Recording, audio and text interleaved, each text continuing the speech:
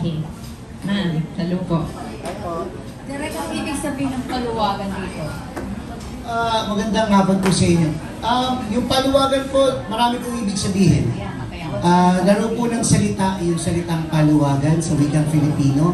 Ibig sabihin paluwagan, ito yung paluwagan na traditional paluwagan na ginagawa natin na naghuhulog-hulog ang mga tao at sa sweldo, bubunot kung sino unang mananalo. Unang sweldo. Pero naturally and traditionally, hindi siya paluwagan, pasitipan siya. Yung isa namang paluwagan ay may sexual innuendo. Alam na natin yun. Marami pong laro ng salita, tsaka yung luwag. Kasi it's about metaphor ito ng isang lupain na maluwag na may nag-aangking iba. Ganun. Kaya paluwagan. No? Ang root word ay luwag. Yan po. Yung cast naman, nakaranas na kayo magpaluwag. Paluwagan, siguro sa school, yung mga sa pera. Ganon. Naka-experience naman na po ako. Yun lang yung paluwagan na na-experience ko. Nothing else. Naranasan ko na rin po yun, sumali sa paluwagan. Tapos nung ako na po sa sahod, hindi na naghulog yung ibang ka-team ko. Nung mag-uwenda na ako, wala na sila. Kasi ako na sa sahod tapos wala na. Na-scam ka. Na-scam na ako. Ako rin po ngayon, hanggang ngayon, sumasali po sa paluwagan. Ikaw na masaya.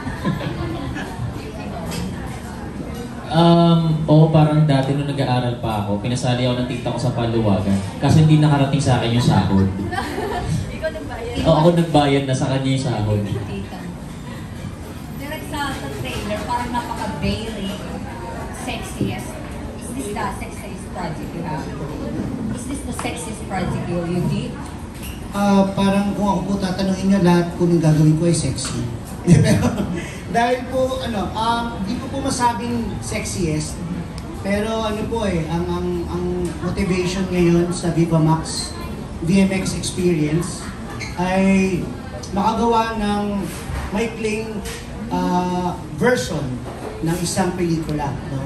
Pero kung ikukumpara or iyahalin tulad po natin, ibang Viva Max po ito. Hindi siya GL.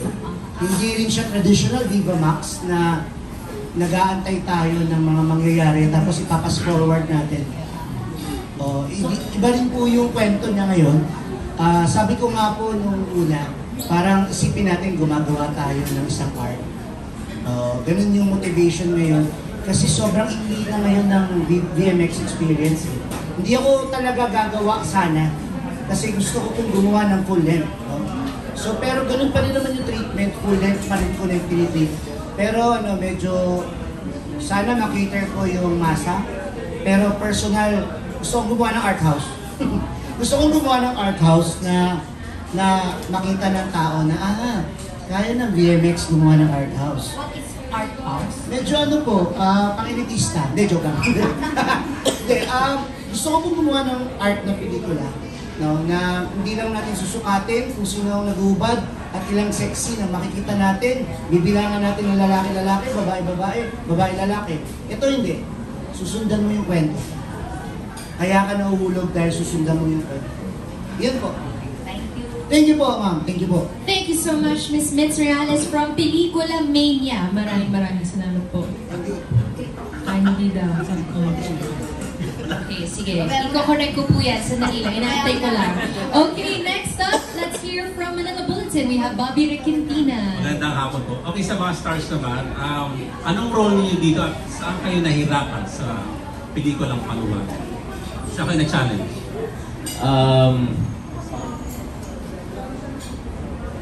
Ako po si Hector dito. Pasensya na po, makakalimutin po ako sa pangalan. Ayun po, Hector, ako po dito si Hector. Ako po yung naligaw sa bayan nila. At ako po ang sahod. Pero ang mahirap po dito, I think po kasi, parang 2 beses lang ako nagsalita sa pelikulang to. I think yun po yung nahirapan ako. Tsaka kinukulit ko talaga si Direk. Sabi ko kahit nag-shoot kami, Direk, hindi talaga nag-gets tong role ko. Paano ako ba ito gagawin? Opo, ano po, nahirapan po ako sa kanya kasi parang ibang take na naman yung gusto ni Direk, which is, yun nga, very challenging talaga pag si Direk yung, pag si Direk Roman yung director, kasi laging iba yung take na gusto niya, parang, paano ko ba ito gagawin? Dalawang beses na. Ako naman po, I'm playing the role of Julia. Ito sa Paluwagan. So, ako dito yung wife ni Chad. Itong. Wife ni Itong. So, dito parang mahinhin, very demure. So, parang ang pinaka-nahirapan ako dito is yung sa narration. Kung paano ko siya ma-deliver. Kasi, kinukwento ko kung ano yung mga nangyayari sa buhay namin lahat. So, gusto kong na habang nagsasalita ka, parang may buhay. Parang kinukwento mo talaga kung ano yung nangyayari sa buhay ng bawat karakter. So, siguro yun po, pinaka-nahirapan. Basically, dun sa scene namin ni Victor, ni Hector, kasi may scene doon na sa bato, di ba? Sa bato. So, parang scary, but I think na-pull out naman namin ng maganda. Yeah, tusok-tusok lang yung pets. Ayun po, thank you. Ako naman po dito si Marites. Ako talaga yung nag-umpisa dito, nagpasimuno ng paluwagan sa mga kababaihan. Kasi mga tigang po kasi sa bundok yung mga babae dito. So ang ginawa ko, nag-alok ako ng paluwagan sa kanila para naman may buhay sa mundo namin. Ang nahirapan ako dito sa part na to, yung pag yung pangit ng term, yung na lang, yung bubugbugin na nila ako, yung pinaka. So, kasi nga, nang-scam na ako. Pagdating sa sahod, na-scam ko na sila. So, nadaya sila ni Marites. Tsaka Direk Roman kasi, talaga nung nalaman kong si Direk Roman, si Direk Roman kasi yung pinaka-gustong-gusto ko, idol ko siya sa lahat ng director. Kasi talagang siya yung kinamamanghaan ko sa lahat. Kaya nung nalaman ko, di ko alam kung paano ba ako magpapa-impress kay Direk. Ayun po. Nag-blush tuloy si Direk. Ako po si Itong, asawa po ni Micaela. Ang nahirapan po ko dito sa eksena po namin is yung magalit ko kasi halos lahat po ng role ko sa movie na nagawa ko is mabait ko lagi. And then yung bedsit po namin, yun po yung iniingatan ko rin kasi parang ayaw ko ulit makasira ng kama kaya. Kasi yun po yung iniingatan ko rin yung bedsit eh. Baka po kasi makasira ng kama, yun po yung pinakasira. Last question. Kay Director, yung dang na central na yung sexy movies, ano laging instruction mo sa mga artista kapag sasabak sa isang sexy na excel? Anong number one instruction mo lagi? Nakakatawa po eh. Yung mga Viva Max artist, hindi kami na pumupunta doon sa ganung workshop. Pag nag-workshop kami every project, ibang project yung pinaparead ko sa kanila. Alam ng mga yan. Kaya nung nakaraan, pinaread ko sa kanila ang pyesa ni Rene Villanueva na ang puta at ang sundalo at ang puta. Yun ang niread namin. Para maintindihan nila kung anong kalagayan doon sa bundok. Hindi namin diniscuss yung love scene. Kasi alam ko, pagdadating na po sila sa set ko, alam na nila yung gagawin nila. Alam na nila eh. Tama si Sheena, si Micaela. Alam na nila na kaya naman kami nandito sa Viva Max Kasi ito ang aming produkto. Pero meaning, doon natin dadalhin sila sa mas malalim na aspeto nito. Bakit natin ito gagawin at bakit tayo magkukwento ng ganitong kwento? Kasi kwento ito, yung mga babae, yung nawala na ng asawa, namatay na, napatay ng military, napatay ng mga NPA, namatay na, nawalan sila ng lupa, puro babae na sila doon. At yung mga babae doon, walang sex. Kaya sila nagpaluwagan. At siya ang premyo. Ganun lang kasi ito yung kwento. Sabi ko nga sa inyo, kailangan na po talagang maintindihan ng mga actors kung bakit nila gagawin. Pag naintindihan na nila, gagawin na nila ganun. So mga hayop na hayop kami dito, direct, go. Gawin mo lahat. So, napakahusay ng dalawang babaeng binigay ni Boss Vic. Siyempre. At ang kabibiliban ko naman talaga si Micaela Ras. Paborito ko talaga yan. At lalo paborito ko si Sheena Yu dahil ang una niyang project ay nagtalent lamang siya sa isang project namin ni Diego Loizaga. At binigay siya sa amin, na hindi pa siya artista. Tapos sabi niya, kaya ba nitong mag-top? Kaya niya lahat. So ginawa namin siyang talent sa isang scene. Ayan na, Sheena Yu na siya ngayon. Si Victor, sabi niya, dalawang speaking lines na siya sa movie. Yung pa na, siya yung premyo dito sa...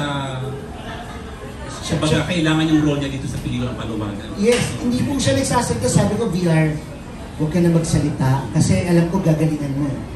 Huwag ka magda-dialogue. Kasi sasabihin mo na naman, sino ba ang Viva Max King? Gagaling na naman si VR sa akin. Ayoko mangyari yun. Kasi alam ko, acting-wise, gagalingan niya. So sabi ko, teka lang, kokontrolin ka. Huwag kang magsasalita. Tignan natin kung sino talaga ang Viva Max King. Walang dialogue. Walang dialogue. O yun. O namula. Namula si VR Elosa. Okay. Joke lang po yun. Pero totoo po yun, kinontrol ko po siya. Kasi gusto ko talagang ibahin sila kasi palagi na po nating napapanood sa Viva Max. Ayan si Micaela Ras, gagalingan niya ganito. Pero ganito siya, magiging edgy yung role niya. Ito hindi. Control. Tingnan mo, nahihirapan niya siya sa voice-over.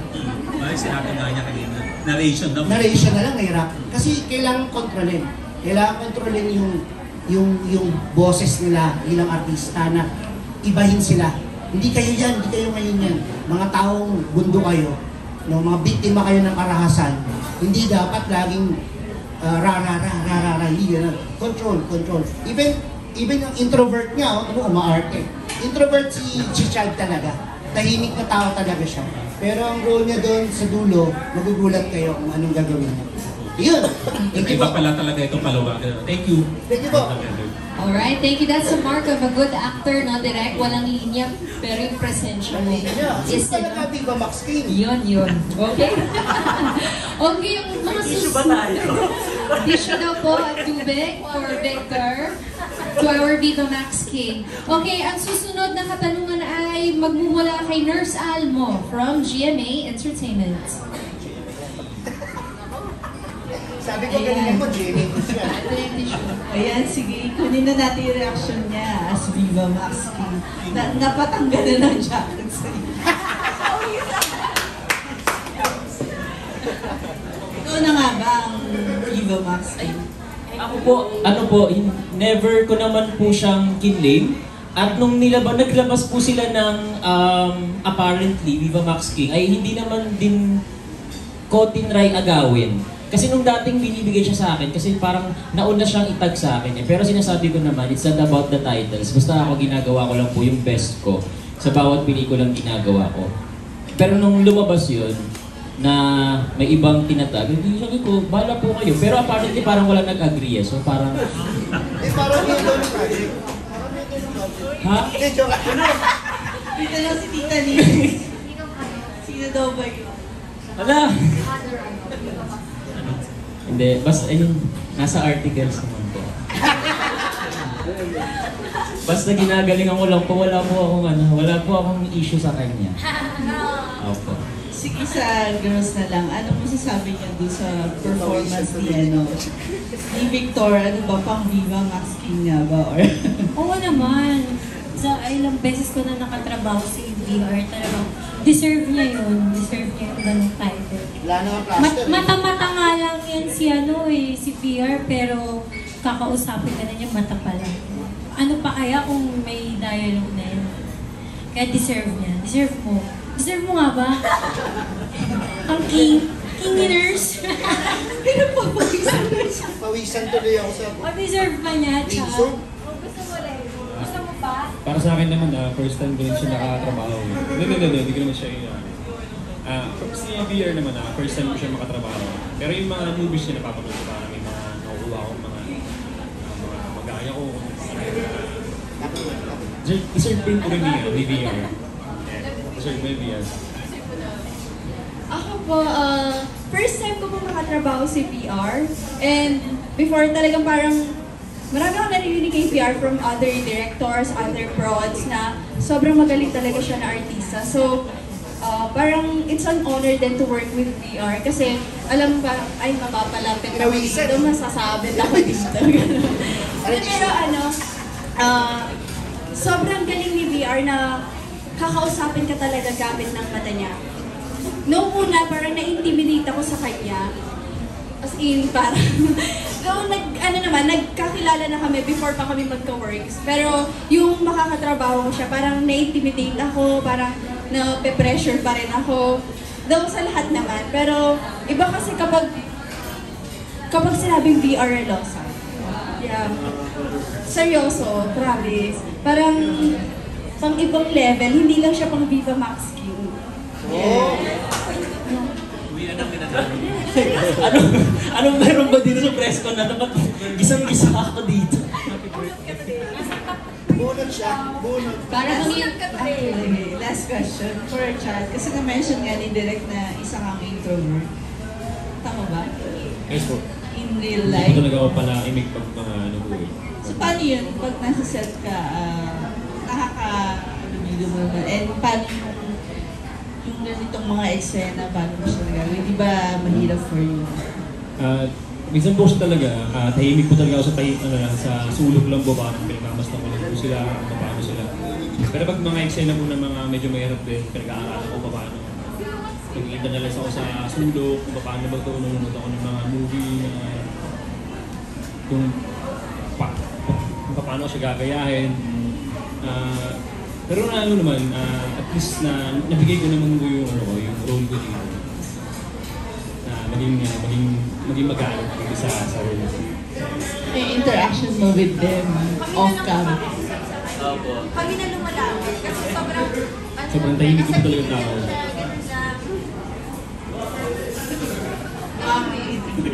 Ibang-iba sa katawan niya, di ba? Kala mo, siga niya, gano'n, pero Nasa dulo lang siya. Actually, kahit kanina, di ko alam na nakaupo na pala siya doon. Tapos pag nag-meet kami para dun sa service, nagulat ako, nandun na pala siya sa place, di namin siya napapansin. Kasi like, nakaupo lang talaga siya. Malaki siyang tao, pero kaya niyang palitin yung sarili niya na gano'n lang siya sa gilid. Opo, tapos sa set din, sa tent, di siya nag-approach ng una. Isang beses lang po siya nag-approach ng una. Nung manghihingi siya ng gummy worms. Talaga kung asan yung gummy worms? Meron pa ba? Meron pa ba? Yun lang yung time na nag-approach siya. Hindi ko pa nilabas yung gummy worms, hindi ka pupunta. Oo, nakasama ko na si Chad eh. Workout lang ng workout yan pagpahinga eh. Kaya, kita mo, ang muscle. Okay, moving on to from Philstar, we have Miss Charmy Pagulong. Hi po. Paano po ito na iba sa mga sex games na nagawa niyo before? Yung pagkakaiba po nito, una po sa lahat, ang unang pakay ng pelikula ay magkwento. No? Hindi dahil, sabi ko nga kanina, hindi dahil sa dami ng love scenes. Kasi may requirement talaga ngayon. O, dapat mga nakawalo kayo, ha? O dapat mga nakalima kayo, ha? Dapat may GL to, ha? Formula na. No? Ang VMX ay nagiging formula na. No? Yun nga, kaya nga tayo may Viva Max kasi hindi tayo formula. Hindi tayo TV.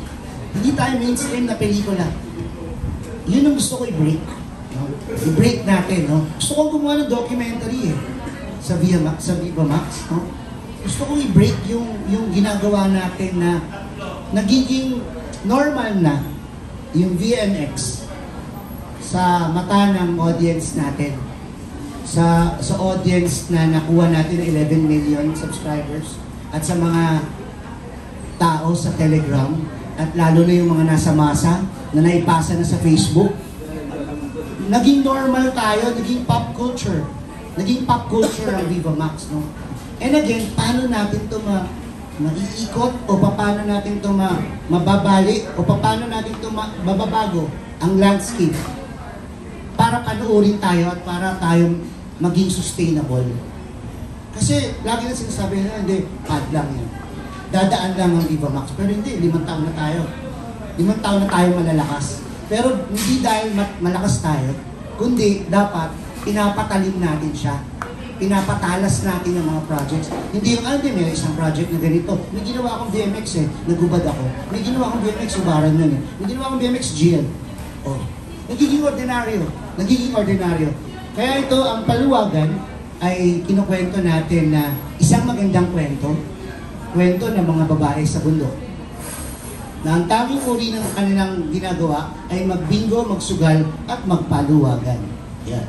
Yun yung kwento natin. So, kung kakaiba, siguro, panoorin natin. Para ma-separate natin siya sa ibang Viva Max films o VMX experience na ginagawa. Iba nga siya. Yes. Thank you po. So, sa mga actors, ano yung mga natutunan mo kay Direk Roman when it comes to executing yung mga sexy na scenes?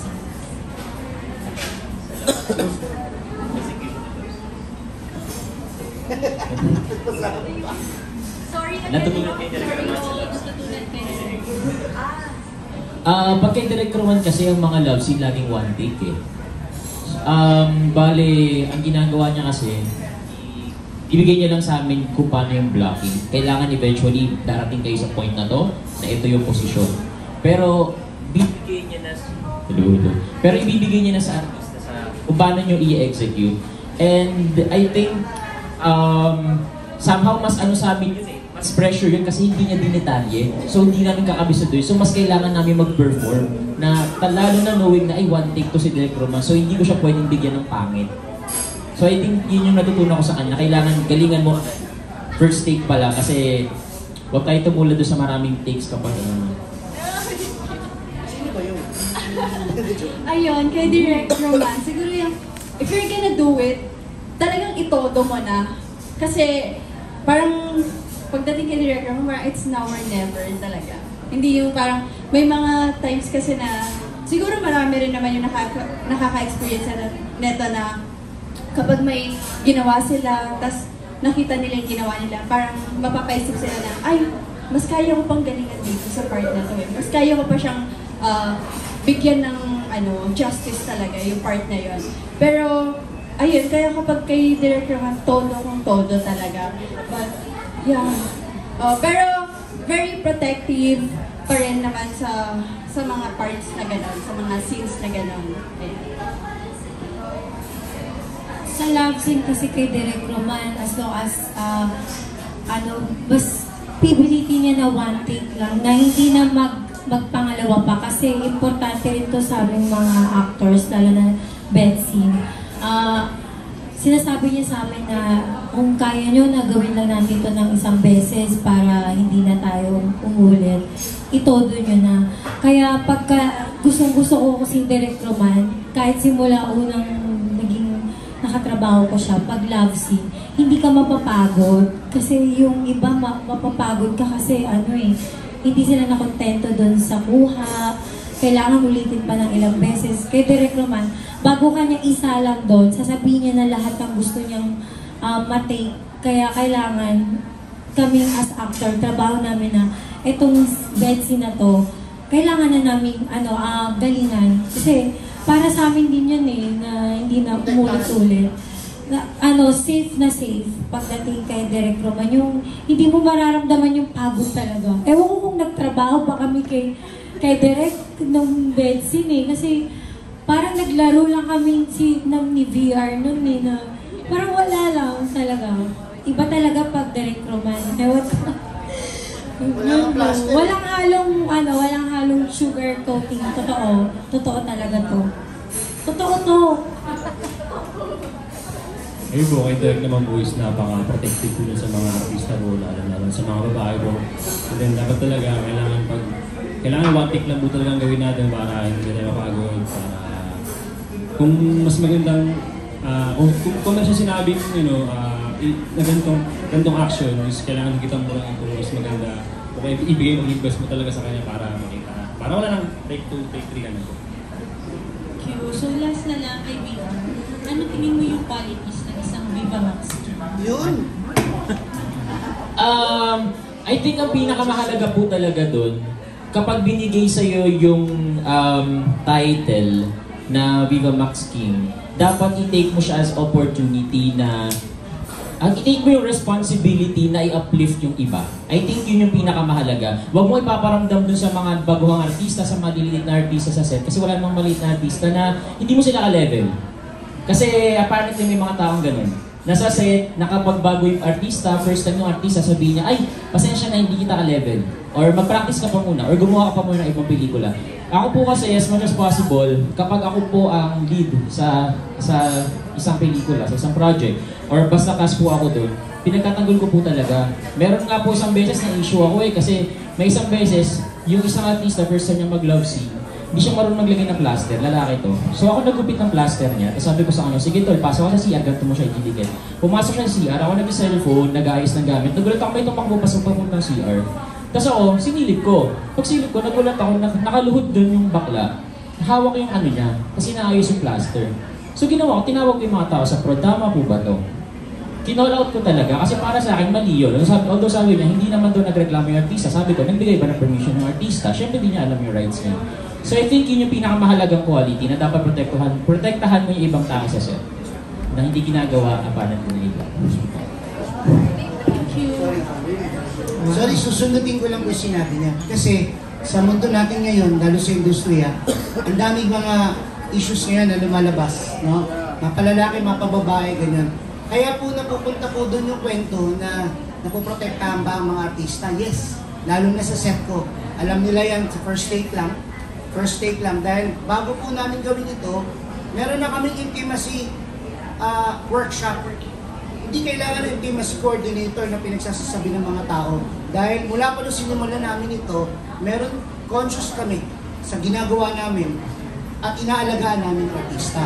Ewan ko lang sa iba. Pero hindi ko alam yan. Ayoko nang puntahan yun. Pero ang gusto lang po namin, gusto lang natin punto ngayon, ay ang paggawa ng ganitong erotica, eh syempre, responsibility yan. Responsibilidad namin yan. Kahit kanina naman natin itanong ng mga artista, walang naargabyado at walang na mamaltrato o walang na-abuse. Kasi bago pa lang po sila sumalang dito sa ganitong industriya, pinapipirma yan ng contract. Ano-ano ang restrictions? Ano-ano ang pwede at hindi pwede? Kaya never pong nangyari yan sa set na amin.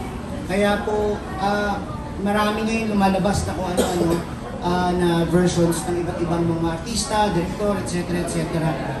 Muli po, iniingatan po namin yung mga artista namin babae, lalo na mga babae, at lalo na yung mga lalaki. Yun. Thank you po. Thank you. We moved into a very interesting and timely discussion. Let's keep it going with Von Belinario from TV5. Hi, hello po, good afternoon. Direct, isusok ko na dun sa sinabi mo kasi maganda na yung kwentuhan eh. What are your thoughts on having a safe space for sexy films like this, being a cult director yourself? Dapat talaga nagkakaroon tayo ng usapan. Pinag-uusapan siya dapat. No?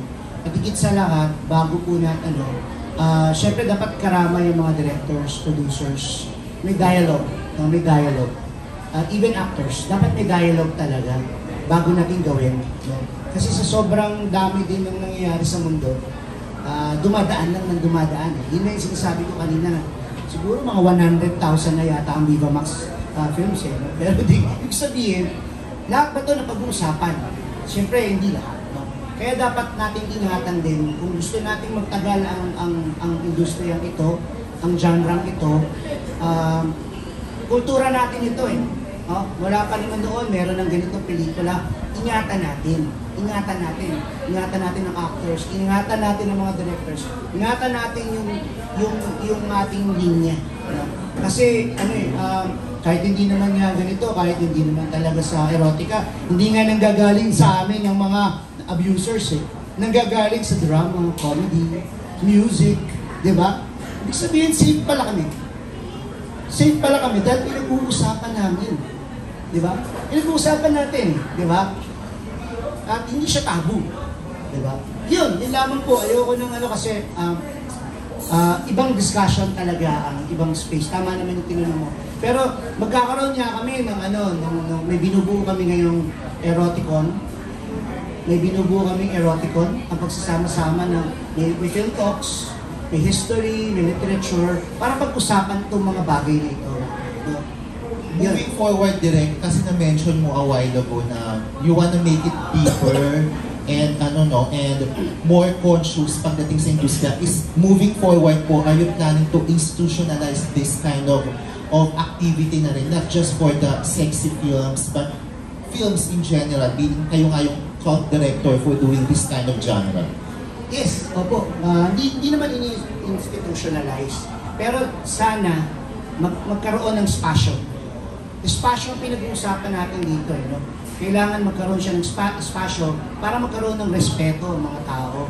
Magkaroon ng sariling mundo. May multiverse eh. May universe kami sa Viva Max. No? Walang pakialaman. No? Pero sabihin, meron kaming ganito.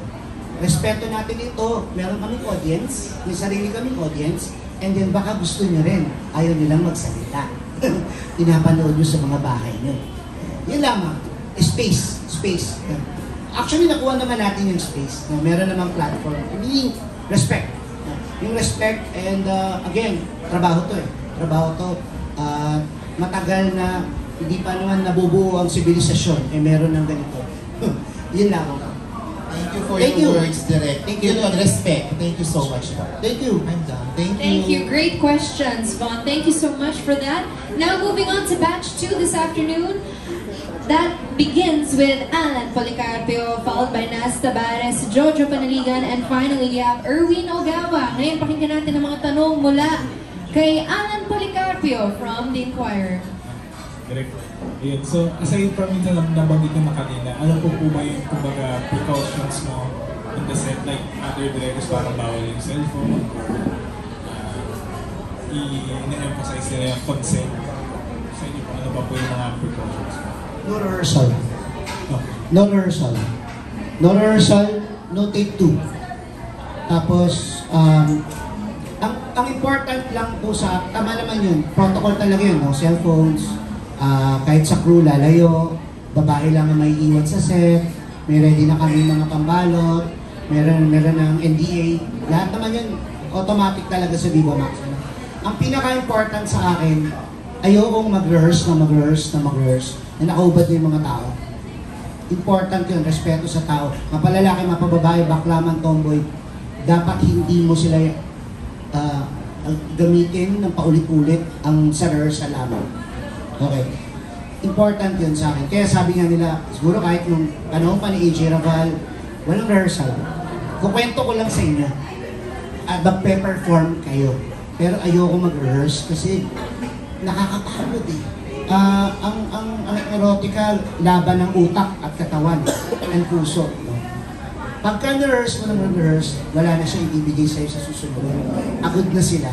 Siguro makikita naman natin sa produkto kahit na rehearse na rehearse, rehearse na nakahubad na sila, o naka-brat panty lang, o naka-brief lang ang lalaki. Siyempre, iba na rin yung effect nung makikita mo. Ako kasi gusto ko ma-surprise eh. Pagka nanonood ako, kahit ilang beses ko na naging artista, si Micaela, si VR, si Angelica, o kung sino man, AJ Raval man, gusto ko ma-surprise. Ano kaya ang gagawin nila ngayon? Tignan natin. Magpe-perform sila, nabibigyan ko na ng instruction, pero magpe-perform sila. Gusto ko makita yun. No? At gusto ko rin makita ng audience yun. So yun, ayoko mag-rehearse. Ayoko talaga mag-rehearse. So sa tingin mo nila kasi it also, mas malaki yung chance na parang kumbaga they feel parang taking advantage of, parang may ganun din ba? May ganun talaga, may ganun, nakakapagod. Lalo na yung yung mga bata, yung mga batang nagsimula ngayon, yung new batch. Siyempre makikita nila na, bakit ganun, paulit-ulit kami, etc. Ako, modesty aside, hindi ako nagyayabang. Kasi yung mga paulit-ulit na rehearse, hindi yung sure. Dahil yung sinasabi sa mga artista yun, hindi sila sure. Kasi paulit-ulit, nakita mo, pare-parehas naman ng sukat ng boobs, pare-parehas naman ng hugis ng katawan ng tao, at paulit-ulit. Diba? Dapat sure. Ano lang, gusto ko makita ang image, yun lang. Okay na, diba? Enough. Kaya nakokontrol ko na si Edith kung alam ko na alam ko na yung gusto natin, kailangan natin sa scene. Yun na yun. Kung para sa Viva Max, ito na yun. Alam na natin yung sukat ng produkto. Alam na alam, sukat na natin kung ano yung kailangan. Yun lamang mga bagay kasi sobrang marami ng kwento ng mga artista na ganito na naaabuso. Ayaw natin mangyari yun. Ayaw natin mangyari. Sa mga actors naman, na-appreciate niyo ba yun yung one take lang, walang rehearsal? Anong sa tingin niyo dun sa approach na yun? Opo naman. Tsaka sabi ko nga kanina, iba yung pressure na alam mong binibigay sa'yo ng director yung responsibility na pagkatayin ng eksena. Kaysa dun sa yung bawat detalye, siya yung gumawa na parang, sige, robot na lang. Ano daw number 2? Dito. Tapos dito. Pero kapag wala kasi, parang, ano kayong pwede kong gawin? Ala, baka hindi masatisfy si Direk, gagalingan ko pa. Ito pa, more ba to? Mga ganun po kasi. Tsaka note ko lang din, si Direk Roman, ano siya, kapag hindi ka komportable at ni-raise mo sa kanya, gagawa niya ng paraan. So, yun. I agree with VR. Kasi kung maganda kang direct naman, nabibigyan ka ng chance na maging creative in your own way. At the same time na mas marami ka pang matutunan na ay, kaya ko pala itong gawin. Parang ang pabuti na lang hinayaan mo ni Direk Roman na gawin to, ganyan. So, yun yung pinakamaganda kasi natututo ka at the same time, nakakontrol mo kung paano protektahan yung sarili mo. Siyempre po, na-appreciate namin yung one take lang ng Direk Roman. Kasi mas pabor sa amin yung mga actors. Tsaka ang maganda rin sa kanya, tatanungin niya muna kami na, ganito yung gagawin natin, okay lang ba sa'yo? Okay lang ba sa inyo dalawa na ganito yung gagawin nating atake? Ganito yung gagawin nating smooth lang. So, maganda yung gano'n yung tinatanong niya kami kung ano yung okay, tsaka hindi. Kasi may iba na biglang sasabihin na lang na alam niyo na yan, alam niyo na yung gagawin niyo, alam niyo na yung trabaho niyo, no? So parang, sa kanya, makakapag ka pa na, okay pala, okay to, tinatanong niya muna kami kung ano yung, kung saan kami komportable. Kaya para sa akin, lalo na Betsy, mas okay sa akin yung, mas na-appreciate yung one take lang. Yun po. Ayun po, na-appreciate naman po namin lahat ng sinabi ni Direk. Lalo na pag mayroon po yung eksena, kung hindi pwedeng mag-cellphone, talapag magbigat po yung eksena. Yun po ginagawa ko po minsan yun, yung sa pagbigat ng eksena, hindi ko hinakawa yung cellphone kung buong araw. Yun. Last na lang, kasi nakita natin sa teaser, may mga outdoor na mga love scenes. So, mahirap bang mag-i-arte na parang you're into it na mainit or makate or whatever? Mabato. Yung sa scenes naman namin, parang silang ata yung outdoor ko na eksena just with Hector. Yung sa amin, parang hinayaan naman kami na tinest muna namin kung comfortable ba kami, which is a good thing kasi na baka naman sa habang nagtitik na doon kami magreklamo na ay ganito ganyan, ay ganito ganyan. So mas better na if natatanong kami kung kung comfortable na ba kami, parang tinatry namin pumwesto doon sa pwesto na yon. And yeah, okay naman. So comfortable naman. Sa comfortability, parang same lang naman din yung mga tao, and usually naman meron ding black backing, so wala naman siyang difference na kapag sa room. Ang difference lang po is yung texture ng higaan mo, kasi minsan makate, minsan masakit, may times na malumot yung bato, tapos babalik na rin mo, kailangan mo dilaan, nakain mo na yung lumot, mga ganun po eksena, pero mas maganda kasi kapag nakita mo sa sa camera na ang ganda, mas ma-appreciate mo yung art sa ginagawa mo na sa outdoor siya din. Most of the time. May part na yung unang eksena ko na love scene. Kami din ni Hector yun sa Talahiban. Na-amaze ako kasi, wow, greenery. Kakaibang background team na magla-love scene ka. Tapos magkakaroon ka ng idea na parang gawin ko kaya ito sa jowa ko. Dito kami sa damuhan. Tapos, pero bago yun, syempre may rehearsal muna na nakadamit kami. So para bago namin i-take yun sa greenery scene, ano na kami, ready na kami. Tapos meron pa yung pangalawa, yung sobrang na-amaze ako na parang gusto ko na kagad gawin, yung nasa loob kami ng kuweba. Ang ganda nung background, parang nakuha lang sa Google yung yung location na yun. Kasi ang ganda, tapos pag tingala ko ng ganun, parang nakita ko yung puwerta ko. Parang yung puwerta ko, tapos may sinag ng araw na ang ganda. Sabi ko, ang ganda naman, feeling ko pag napanood ko ng audience, parang ang ganda naman, ang galing naman yung nakaisip na dito gawin yung eksena na yun, ang ganda talaga. Kasi habang kinakausap kami direct, actors, ready na ba kayo? Direct, ang ganda naman dito kasi kuweba po talaga siya. Literal na, yung imagining mo yung kuweba na may napapasuhan ng sinag ng araw. Tapos imagining mo na parang puwerta siya. Ang ganda po talaga. Sabi ko, direct, hindi na ako magpa-plaster. Okay na to, tara na to. Si BR Sheena, pwede mo mag-plaster tayo. Wag na, B, kaya na ito. Kasi sayang oras lang po eh. Nandito na tayo, magtatawid-tawid pa tayo sa tubigan yung daloy ng tubig po kasi noon. Bago kami makapunta sa kuweba na yun, ang dami pa namin pinagdaanan. Tapos magpa-plaster ba tayo, be? So tayo magpa-plaster dito. Gawin na natin to, sayang yung baka mamay biglang umulan. Ayan lang po. So tuwang-tuwa ako sa location namin. Ang ganda. Panoorin niyo po yung Paluwagan kasi ang ganda ng location po. Ang ganda rin ng movie, syempre. Hindi, na-appreciate ko lang yung na-appreciate ko lang yung location kasi. Lalo na sa kuweba. Si Chan ba may outdoor? May outdoor.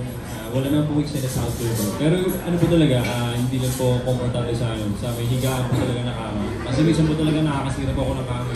Kaya minsan po talaga nakakasira na kama. Pinapatawa ko muna yung kama bago siya kung kakayanin ba ako. Anong kama na ba nasira mo? Bali na dalawang kama na buo. Dalawang kama ba siya?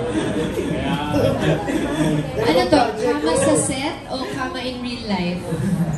Kama sa set. Sa set. Sa project. Salamat. Okay. Maninira. Oh, maninira. We feel the passion, Sheena. Thank you for sharing that. Okay, next up from Pelikula Mania, let's hear from Naz Tabares. Kay Micaela and kay Sheena. Nabanggit kasi ni Direk kanina na yung acting niya dito mas sa loob. Mas nahihirapan ba sa gano'n? Or mas gusto niya yung gano'n? Mas kinabad ba?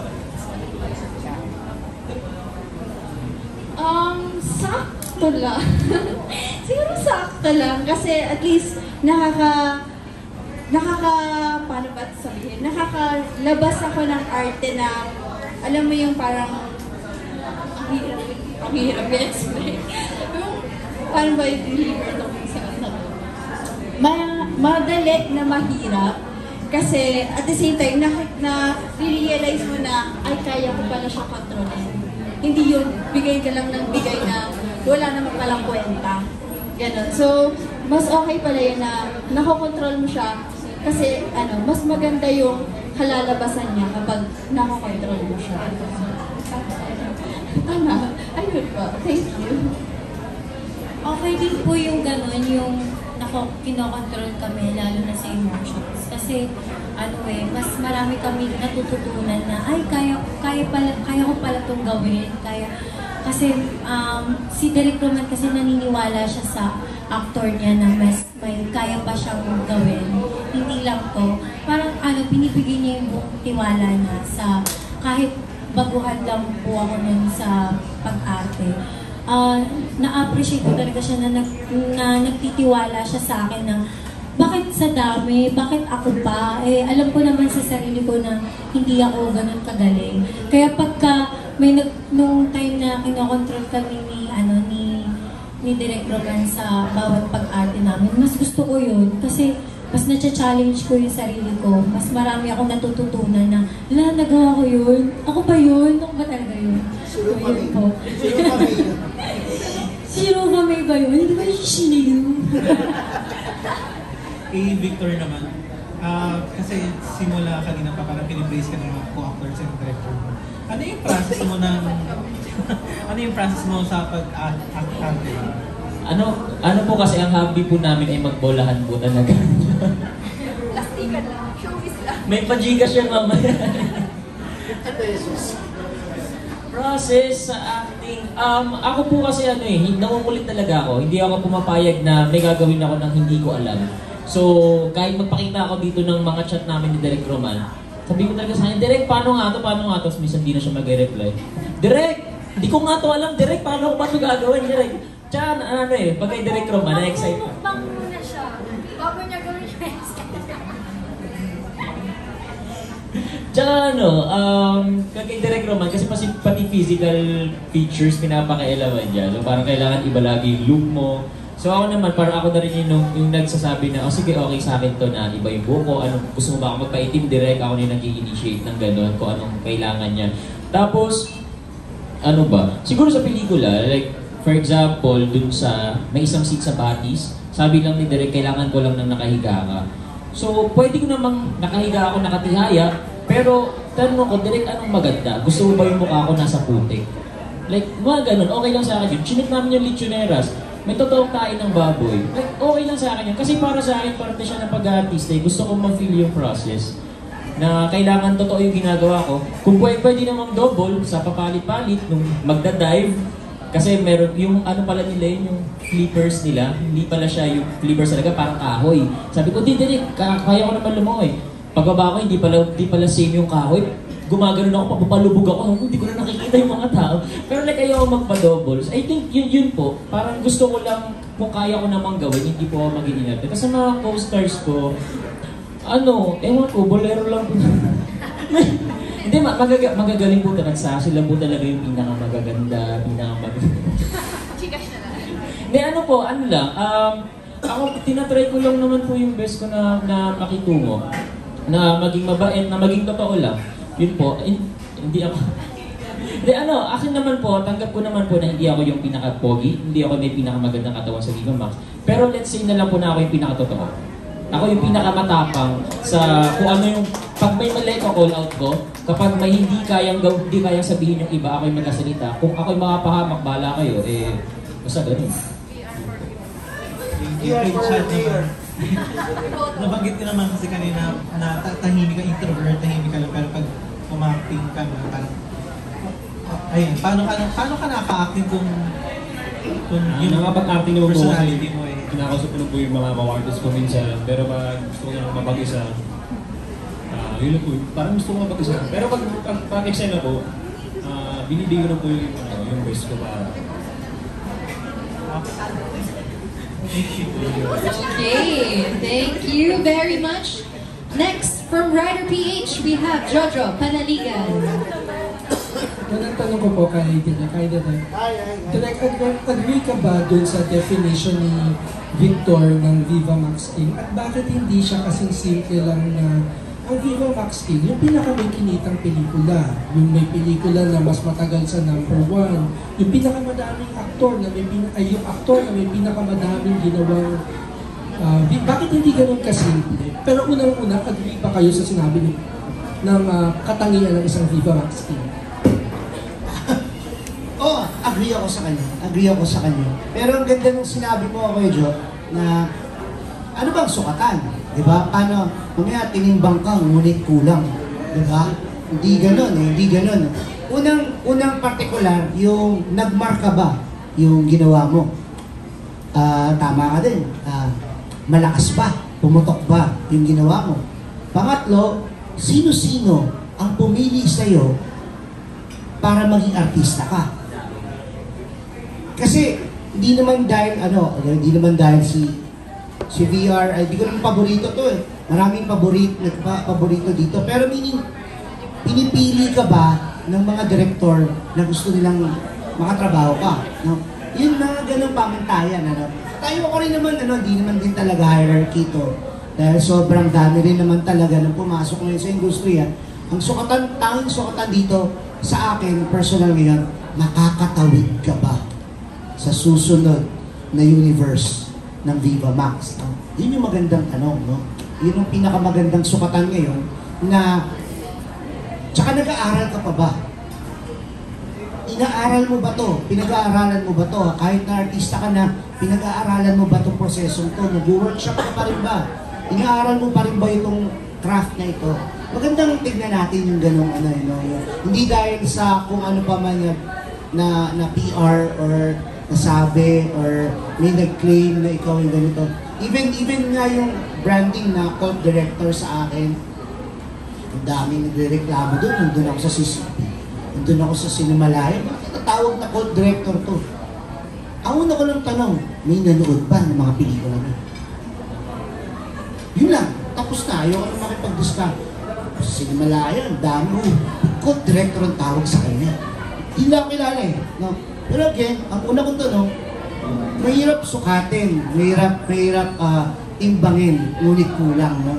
Mahirap sukatin eh, mahirap timbangin yung iba't ibang universe o iba't ibang ano. Pero again, ang sinasabi ko lang,